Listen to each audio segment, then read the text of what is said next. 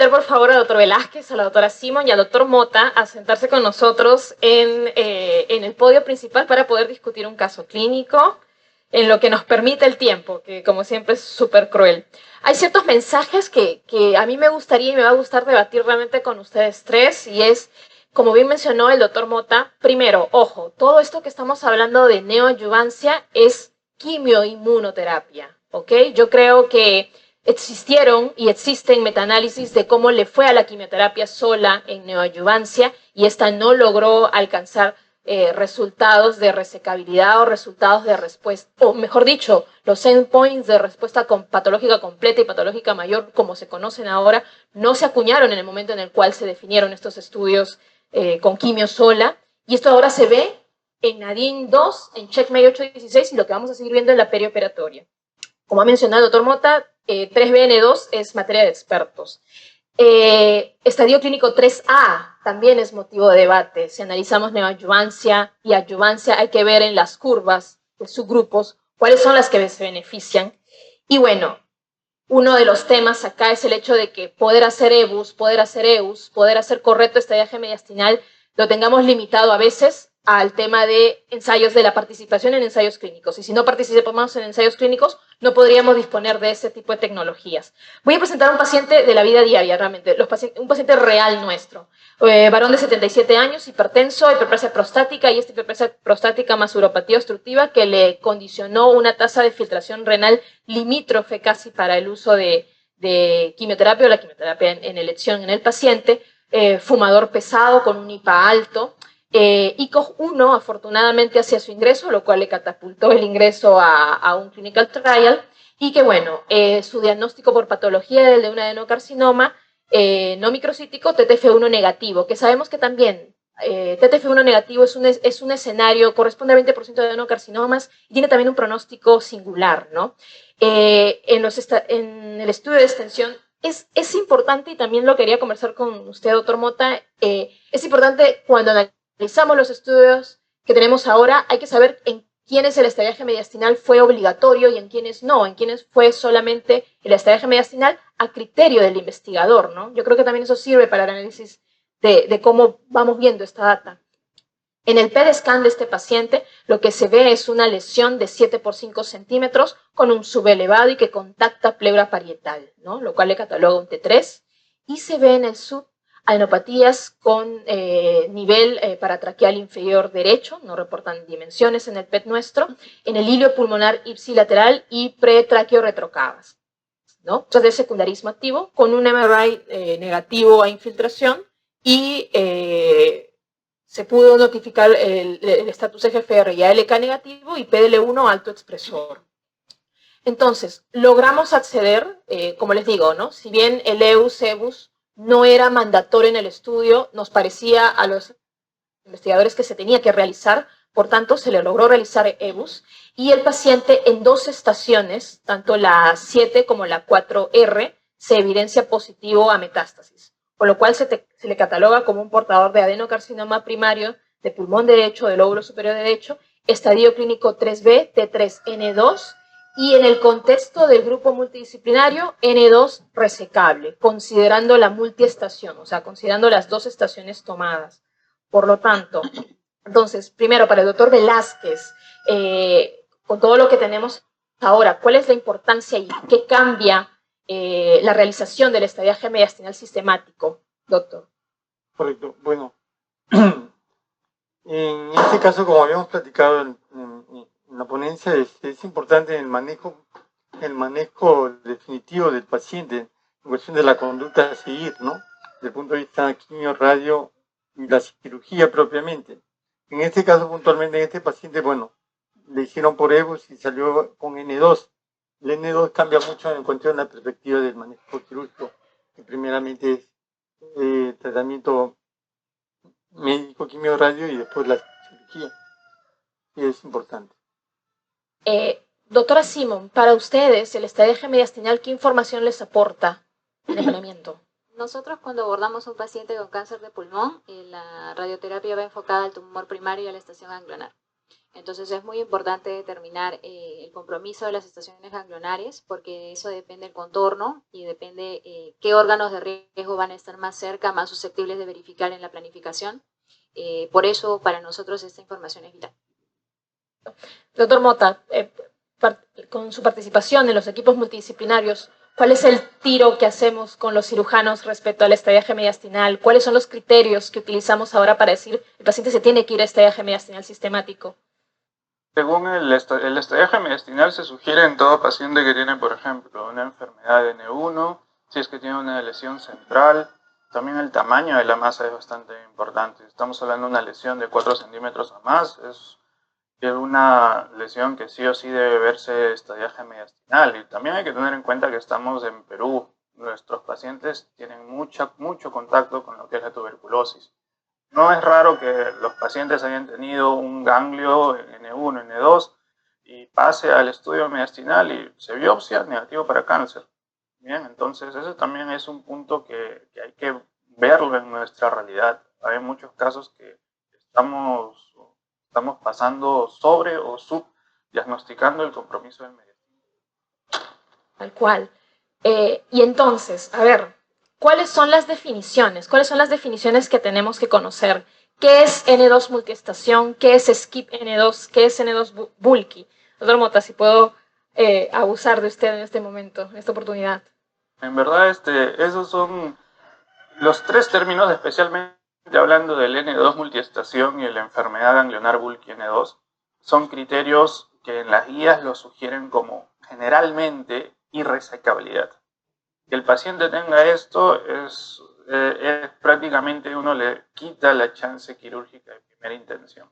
Pero ojo, la guía nos dice claramente, generalmente, en verdad, toda enfermedad, sea N2 bulky, que es un ganglio N2 mayor de 3 centímetros, y lo que es multiestación, que es todos los compromisos, todas las estaciones que te hace un N2, que es a partir de 2 para más, es todo eso me vuelve un paciente como categoría irresecable.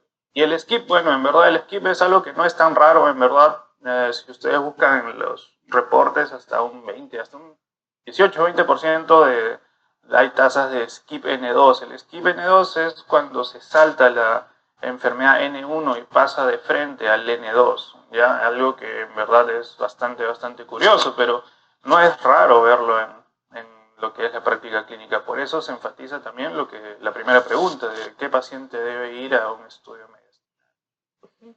Entonces, exacto.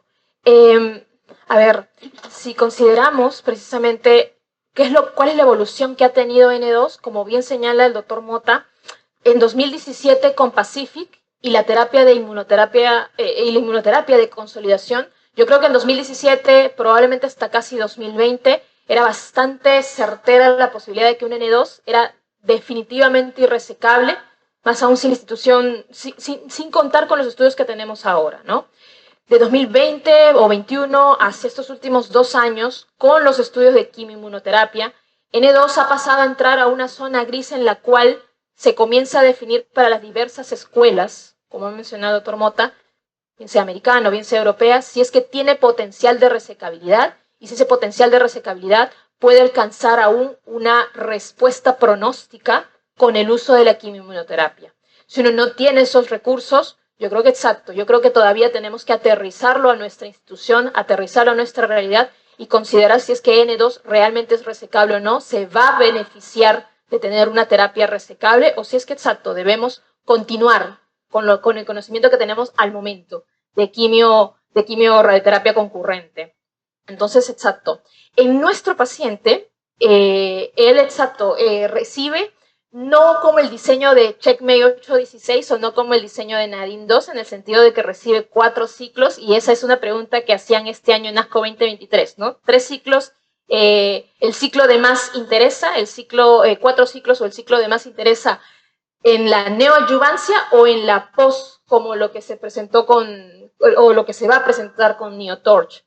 Entonces, este paciente recibe 4 dosis de carboplatina PM3Z asociado a IP placebo, y lo que vemos luego en el PET-CT es la disminución del tamaño y metabolismo de la masa pulmonar. Bueno, de 7 por 5 centímetros pasó a 6.3 por 2.7.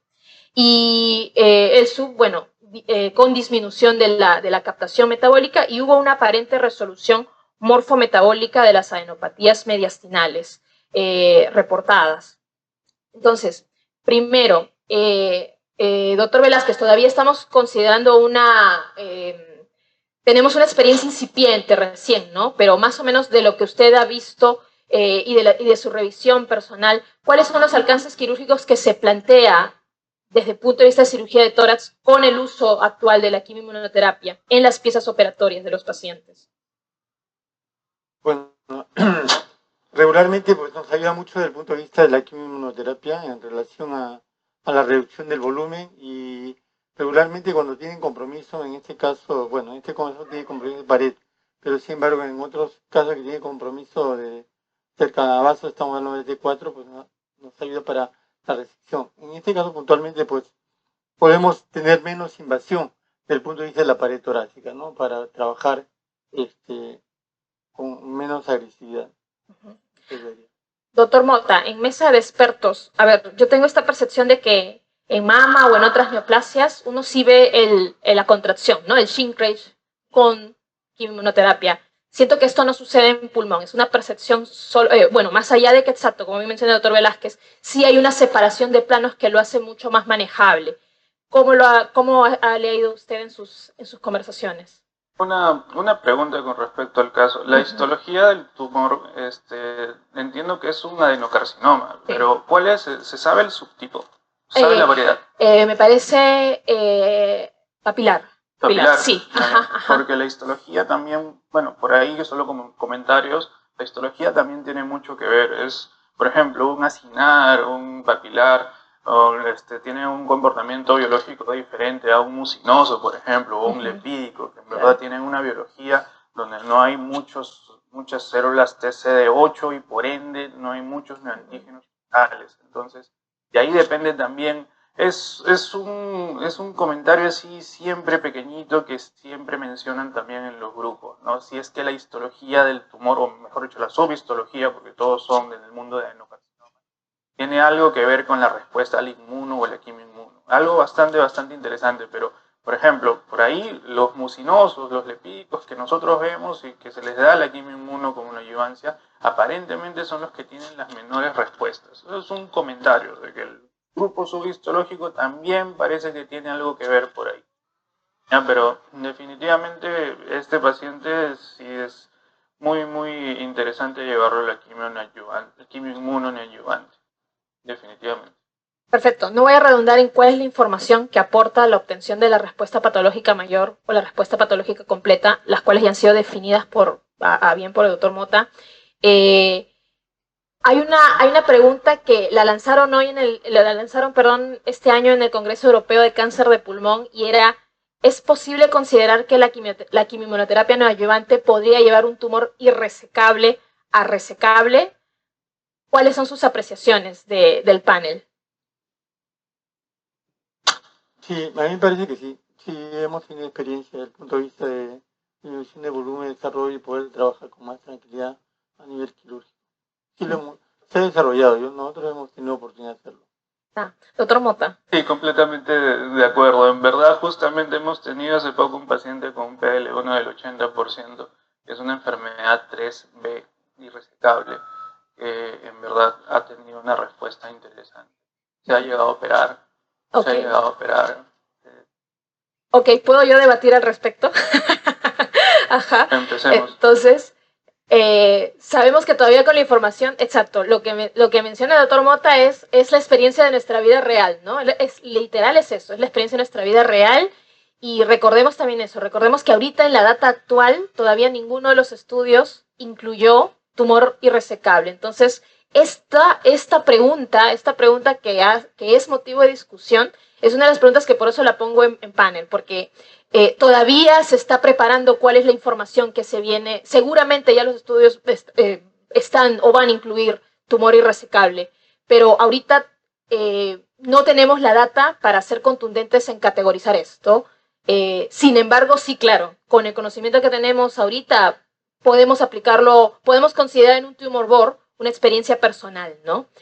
Muy bien. Entonces, exacto, bueno, No quiero redundar más en estos estudios, los ha explicado, los ha desmenuzado excelentemente bien el doctor Mota. Sí me parece muy interesante Checkmate 816 y Nadine 2, porque yo creo que son diseños que al momento, ahorita, son únicos. Checkmate desde el punto de vista de que es solo neoadyuvancia y no considera, lo cual no está mal, ojo, y no considera el escenario de la adyuvancia, bien sea quimioterapia o bien sea terapia, y también son escenarios hasta el a diferencia de que incluye 3A, 3B considerado receptor morbor y de nuevo, un escenario de adyuvantes y esto de momento con lo que vemos no lo vamos a volver a ver, porque lo que se viene es la data que sale para adyuvancia de 1 año. Entonces también esto me parecía interesante. Asimismo, considerar el 36% de pacientes incluidos con N2 múltiple estación en Nadine 2, que eso también me parece relevante y es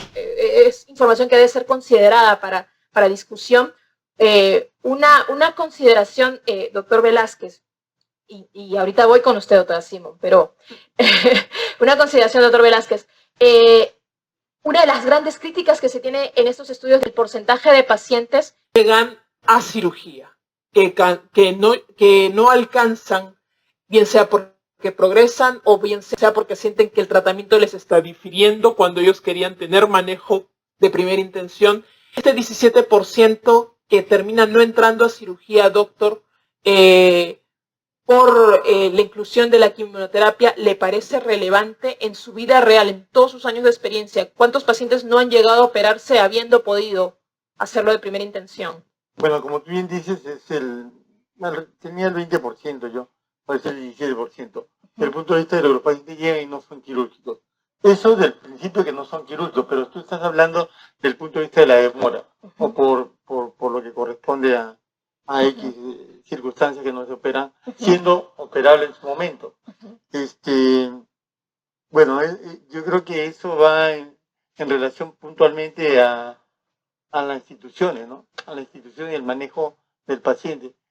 Yo siempre he considerado que bueno, lo que corresponde, ¿no? La cirugía del cáncer pulmonar es una urgencia relativa. O sea, tiene que hacerse ya. Pero sin embargo, sí hemos tenido una secuencia de pacientes que se pierden o bien porque son de provincia, ya no regresan y por eso lo tratamos de acelerar el proceso. Desde el punto de vista de nosotros como grupo oncológico que estamos en realidad tratamos de acelerar el proceso, ¿no? y trabajarlo y captarlos y atrapar los pacientes. Exacto. Muy buen punto que usted ha mencionado, doctor. O sea, en nuestros centros yo creo que inclusive hasta tenemos que considerar eso, ¿no? Que si el paciente es de provincia, que si el paciente cuál va a ser su disponibilidad de quedarse en la institución que le está brindando el tratamiento principal. Y creo que eso, como bien se ha mencionado a lo largo de esta hora, esos factores también gatillan cuál es la decisión de tratamiento que se plantea, ¿no? El paciente pasa a cirugía. La cirugía tuvo que incluir adicional el tema de la costostomía parcial del tercer arco costal y la disección ganglionar mediastinal, y lastimosamente, como ven, el paciente no alcanzó respuesta patológica mayor, si bien los bordes aparentemente se reportaron como R0. En el AP ya final sale esta descripción del epídico 30%, papilar 20%, y es probable estas zonas mixtas las que catapultaron esa diferencia en la respuesta, como bien señalaba el doctor Mota. El paciente recibe adyuvancia, llega hasta 11 aplicaciones y hace recurrencia pronta estando en tratamiento. Doctora Simón, ¿hay algo, no sé si puedo retroceder, con estos resultados, hay algo en lo que nosotros pudimos haberle aportado al paciente que hubiese disminuido la recurrencia locorregional en estos resultados? Definitivamente en este paciente entiendo yo que el abordaje ha sido la neoadyuvancia, toda la intención de que de inicio era complicada la resección. Informe de anatomía patológica, dentro de todo se ven unas respuestas adecuadas, es un T1C, una patología, me parece muy bien para este paciente que tenía una enfermedad de 7 centímetros, igual la respuesta a nivel ganglionar. No podemos hablar hacia atrás porque ya son decisiones tomadas, no tendría mayor sentido. Lo que sí es enfocarnos, como veo que luego el paciente continúa con la adyuvancia, estar atentos y prestos porque es una zona que definitivamente no tiene los mejores chances para evitar un seguimiento estricto, sí o sí tenía que seguir. Y en este momento, digamos que las estaciones ganglionares que han tenido buena respuesta con los estudios que hemos mostrado, con una resección de bordes quirúrgicos no comprometidos, este paciente, el PORT, la radioterapia postoperatoria, digamos que estaba en stand-by y no estábamos en criterio para darle, ¿no? Por eso es que entiendo yo cuál ha sido el seguimiento. Bien. Una Entonces, consulta. dígame. Doctora, en este caso, por ejemplo, nosotros trabajamos el punto de vista quirúrgico, lo macroscópico. Vemos lo que corresponde al tumor, lo que corresponde a lo más en la lesión, la costilla, pero siempre nos queda la duda de que hubiera algo microscópico ahí. Del punto de vista de a veces, en algunos casos que no son quirúrgicos, se deja marca para que usted le den la radio. En estos casos, ¿podría considerarse una radio postoperatoria? Como lo mencioné, en estos pacientes que son resecados completamente, porque es una resección completa, definitivamente sin márgenes, porque ese es un margen R0. No hay una chance para la radioterapia postoperatoria como podría haberlo habido en una resección R1, en una resección R2, definitivamente se tendría que haber valorado, claro. Antes que termine, Dime. ¿se le dio quimioterapia después de la No. cirugía del paciente? No, después de la cirugía no. Después de la cirugía solo adjuvancia. Ajá. O sea, solo pasó a... A inmuno. Claro, inmuno, a inmuno, nada más. claro. Ajá, no hay escenario de quimio post, ¿no? Por eso también Neotorch es interesante, ¿no? Es el único estudio donde te ponen que sea un ciclo post. Y eso también se va a valorar, ¿no? El 816 estaba la opción de dar quimio o quimiorradio, pero era completamente opcional al Claro. médico tratante. Ajá. En este caso, este paciente sí. Ujú, Pero claro. sí tenía, la tercera parte del tumor era lipídico. Eso- Claro, eso es lo que catapultó un poco la respuesta. Bien, entonces, por temas de aras de tiempo, vamos a culminar el caso clínico, pero exacto, ¿no? Esa fue la lesión, cómo recurrió primero en loco regional, ¿no? Y bueno, el paciente con todo y la como bien mencionan los colegas, ¿no? Hay una idiosincrasia tanto de región como también una idiosincrasia personal en la cual la falla o un tratamiento a veces catapulta de que el paciente no quiera hacer la secuenciación inmediatamente como se deseara, ¿no? Y entonces el paciente retorna a nosotros 2 meses después, se le vuelve a estadificar y ya no solamente tenía la progresión locorregional, sino también la adrenal, con lo cual inicia quimioterapia de primera línea y bueno, yo creo que será materia de debate de otra ponencia saber cuál es el secuenciamiento, que eso yo creo que se va a seguir, cuál es el secuenciamiento que hacemos si un paciente ha recibido quimioinmunoterapia de neoadjuvancia y qué es lo que sigue después, ¿verdad? Gracias. Muchísimas gracias, doctores. Gracias.